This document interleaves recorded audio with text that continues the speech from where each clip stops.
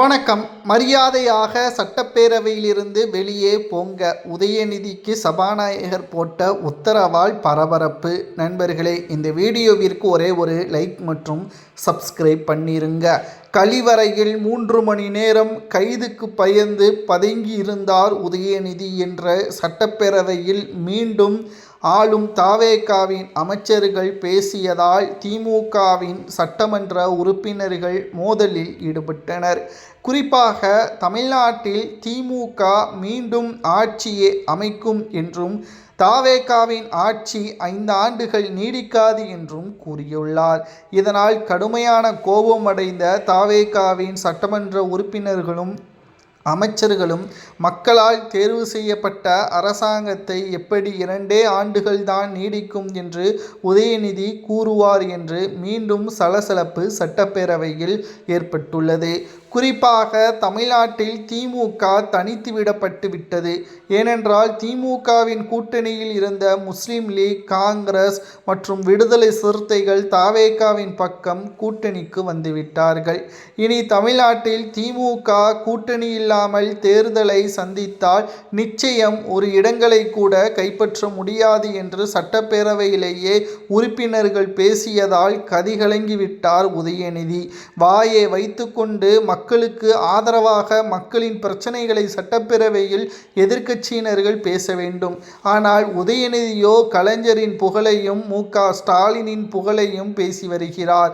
ஒரு அரசாங்கத்தை குறை கூறுவது என்பது அவர்கள் கொண்டு வந்த திட்டங்களை பற்றியும் அதனால் மக்களுக்கு ஏற்படக்கூடிய பிரச்சனைகள் பற்றியும் பேசினால் மக்கள் அதை வரவேற்பார்கள். ஆனால் உதயநிதி அவர்களோ தொடர்ச்சியாக ஆளும் தவேகாவின் அரசை ஆட்சி கவிழ்ந்துவிடும் என்று தொடர்ச்சியாக கூறி வருவதால் சபாநாயகரை கோபமடைந்து அமைதியாக இருங்கள், தேவையில்லாத வார்த்தைகளை பேசினால் நிச்சயம் வெளியேற்றப்படுவீர்கள், அவை காவலர்கள் மூலமாக வெளியேற்றப்படுவீர்கள் என்று கோபம் அடைந்து கூறிவிட்டார். எதிர்க்கட்சி தலைவர் பதவியிற்கு உதயநிதிக்கு தகுதி இல்லை என்றுதான் அரசியல் விமர்சகர்கள் கூறி வருகிறார்கள். ஒரு தலைவர் எப்படி இருக்க வேண்டும் என்றால் ஆளும் கட்சிகள் கொண்டு வரக்கூடிய திட்டங்கள் யாருக்கு சாதகமாக இருக்கிறது? மக்களுக்கு சாதகமாக இருக்கிறதா? தனி நிறுவனங்களுக்கு சாதகமாக இருக்கிறதா? யாருக்காவது பணத்தை பெற்றுக்கொண்டு இதன் மூலம் டெண்டர்களை வழங்குகிறார்களா என்பதை எல்லாம் ஆராய்ந்து சட்டப்பேரவையில் நேரலை ஒளிபரப்பப்படுவதால் அதை பற்றி விவாதங்கள் நடத்தினால் ஆளும் கட்சிக்கு எதிராகவும் எதிர்க்கட்சிக்கு சாதகமாகவும் மாறும். ஆனால் சட்டமன்றம் தொடங்கியதிலிருந்து தற்பொழுது வரை இந்த 100 நாட்களில் ஒன்று உதயநிதியும் சரி திமுகவின் எம்எல்ஏக்களும் சரி அவமானப்பட்டு வெளியேறுகிறார்கள். இல்லை என்றால் ஏதேனும் கேள்விகளை கேட்டு ஜோக்கர்களாக ரீல்ஸ் மெட்டீரியலாக சட்டப்பேரவையில் ட்ரெண்டிங்காக மாறி வருகிறார்கள். இது திமுகவின் வளர்ச்சியை ஒருபோதும் ஏற்படுத்தாது. மேலும் திமுகவிடம் தற்பொழுது இருக்கக்கூடிய கூட்டணி கட்சிகளோ மிக பெரிய அளவில் பிரிந்து விட்டார்கள். சிறு சிறு அமைப்புகள் தான் கூட்டணியில் இருக்கிறது. இதை வைத்து அடுத்த இடைத்தேர்தலாக இருக்கட்டும், உள்ளாட்சி தேர்தலாக இருக்கட்டும், திமுக எப்படி வெற்றியடையும்? ஒருபோதும் சாத்தியம் கிடையாது. தமிழ்நாட்டில் இனி ஆளும் திமுக ஆட்சியை கைப்பற்றுவதற்கு தமிழக மக்கள் திமுகவை வேண்டாம் என்று உதறிவிட்டார்கள். தமிழக மக்கள் திமுக இனி ஆட்சிக்கு வருவது கடினம் என்று உறுதியாக அறிவிப்புகளையும் வெளியிட்டு வருகிறார்கள். குறிப்பாக திமுகவின் தோல்விற்கு முதன்மையான காரணம் என்ன என்று நாம் விசாரித்த பொழுது உட்கட்சியில் அதிகமான முரண்பாடுகளும் பதவி வெறிக்காக திமுகவின் வேட்பாளருக்கு ஆதரவாகவே பிரச்சாரங்களை மேற்கொள்ளாமல் தலைமையிடம் இருந்து வந்த பணங்களை பதுக்கி வைத்து மக்களுக்கு விநியோகம் செய்யாமல் பல குளறுபடிகளை திமுகவின் கிளை நிர்வாகிகளும் மாவட்ட செயலாளர்களும் எம்எல்ஏ வேட்பாளர்களுக்கு மிக பெரிய அளவில் துரோகத்தை செய்துவிட்டார்களாம். இதனால் கடுமையான கோபமடைந்த மு.க.ஸ்டாலின் அவர்கள் மாவட்ட செயலாளர்கள் கூட்டத்தின் பொழுது ஒரு அறிவிப்பை வெளியிட்டார். கட்சி வளர்கிறது என்றால் அதன் நிர்வாகிகளும் தான் வளர்கிறார்கள், அதன் தொண்டர்களும் தான் வளர்கிறார்கள். ஆனால் உங்களுக்குள்ளேயே முரண்பாடுகளும் போட்டி பொறாமையும் இருந்தால் ஒரு மாவட்டத்தில் ஒரு மாவட்ட செயலாளரை தான் நியமிக்க முடியும்.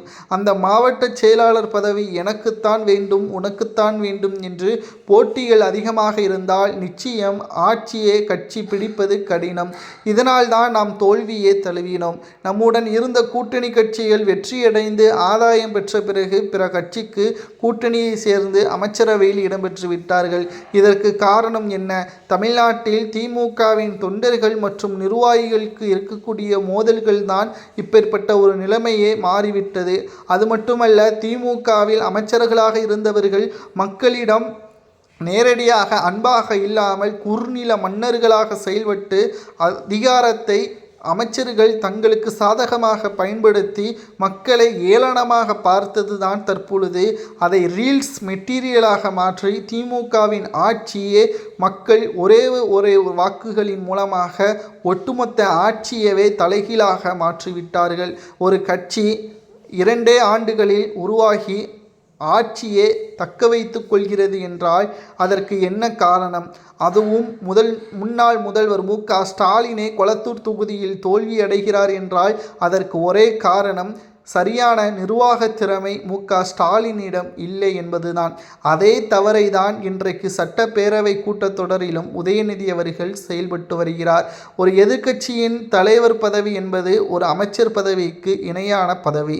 இந்த பதவியில் இருக்கக்கூடியவர்கள் ஆளும் கட்சியினர்கள் என்னதான் பல நல்ல திட்டங்களை கொண்டு வந்தாலும் அது முழுமையாக மக்களுக்கு சென்றடைகிறதா அல்லது வெறும் வாக்குறுதியாக மட்டும்தான் இருக்கிறதா என்பதை மட்டும் ஆராய்ந்து அதை வைத்து மட்டுமே அரசியல் செய்தாலே மக்கள் மனதில் இடம்பெற்று விடலாம். ஆனால் சட்டப்பேரவை கூட்டத்தொடர் தொடங்கியதிலிருந்து தற்பொழுது வரைக்கும் கோபாலபுர குடும்பத்தின் பெருமைகளை மட்டும்தான் அடிக்கடிக்கு வருகிறார்கள் திமுகவின் சட்டமன்ற உறுப்பினர்கள்.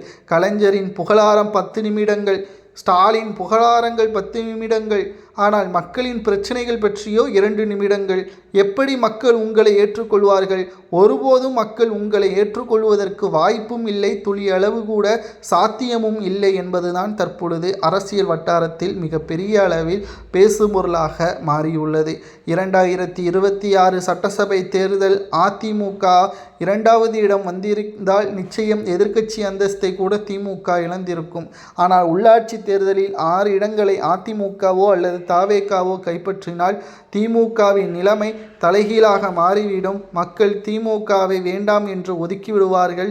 அதற்கு பிறகு ஆட்சி அதிகாரத்திற்கு திமுக வருவது மிக பெரிய ஒரு கடினம் என்ற தகவல் வெளியாகி அரசியல் வட்டாரத்தில் பேசும் பொருளாக மாறியுள்ளது. தமிழ்நாட்டின் அரசியல் களம் திமுகவிற்கு எதிராக மாறிவிட்டால் சட்டப்பேரவையிலிருந்து வெளியேற்றம் செய்யப்பட்ட உதயநிதி அடுத்து தமிழ்நாட்டிலிருந்து வெளியேற்றக்கூடிய நிலைமை உருவாகும் என்றுதான் அரசியல் வட்டாரங்களில் கூறப்படுகிறது. இதை பற்றி உங்களது கருத்துக்களை மறக்காம கமெண்ட் வாயிலாக கூறுங்கள். நன்றி, வணக்கம்.